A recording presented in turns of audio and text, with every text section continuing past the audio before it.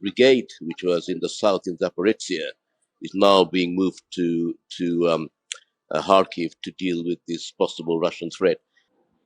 Well, as you know, there's been a focus by the Russians in trying to choke off the Ukrainian economy in many ways, hitting infrastructure, but lately, as you point out, trying to stop the grain shipments from going through. So they're hitting the coastal cities, and of course Odessa last night. I mean, they used 15 drones and also 8 caliber missiles. So these were sea missiles, which also is another interesting development. The way that while the land counteroffensive has stalled a bit, the way the action has ratcheted up offshore in the seas.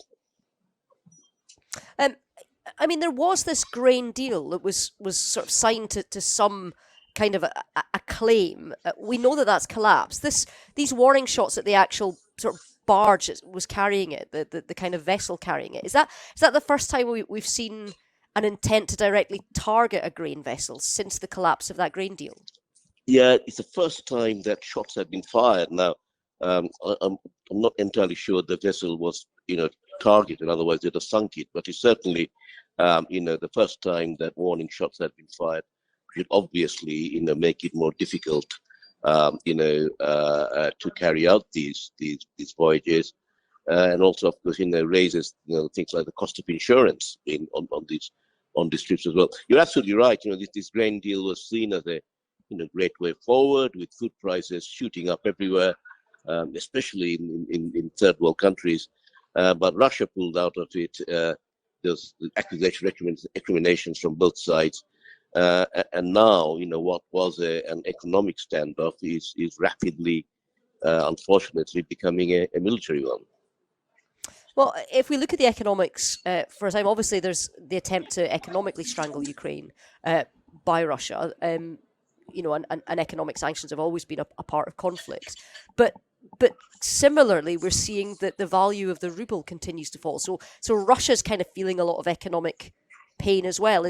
Are we hearing sort of any ramifications of that in terms of pressure that's put on the leadership in Moscow, or there's some hint that Russia's now not funding mercenary groups like the Wagner Group anymore, so they're saving their money and reallocating it to other parts of the war?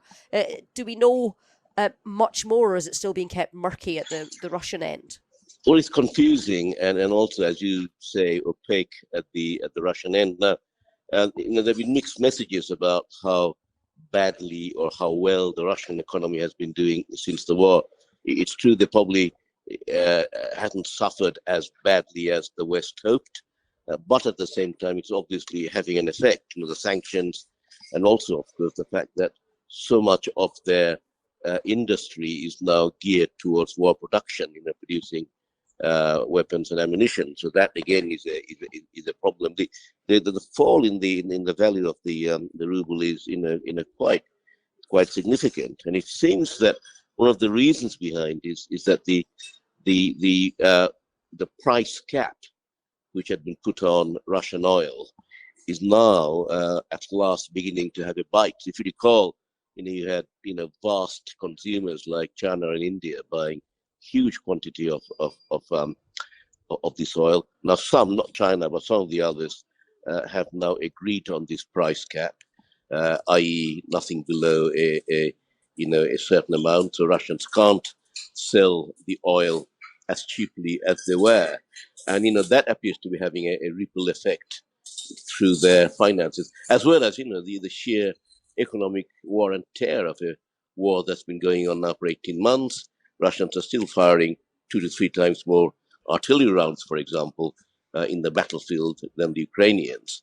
And of course, while Ukraine is getting supplied by the West, not to the extent they would like, but getting supplied by the West, Russia has to generate their own munitions, apart from drones they get from Iran, for example, and some Chinese stuff. So yes, the pressure of war is telling on their economy.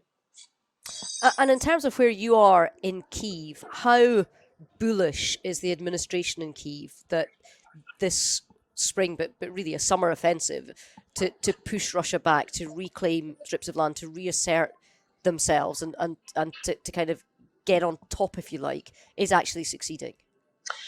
Well, I think we have got to accept that it hasn't moved to anything like as fast as some people hoped. Now, I remember being here around this time last year when suddenly the Russian front line around Kharkiv just basically collapsed, and the Ukrainian army and us journalists raced through them, at the rate of knots.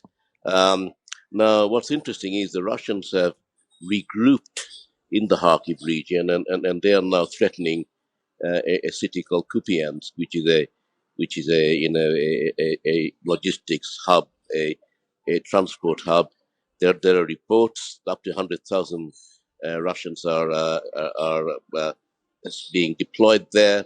That may or may not be true, but the Ukrainian government has been carrying out evacuations of the villages around Kupiansk because of the constant shelling. So the Russians are also trying to carry out their own land operations. And one reason for that is that they are diverting Ukrainian resources. For example, a brigade which was in the south in Zaporizhia is now being moved to Kharkiv to deal with this possible Russian threat.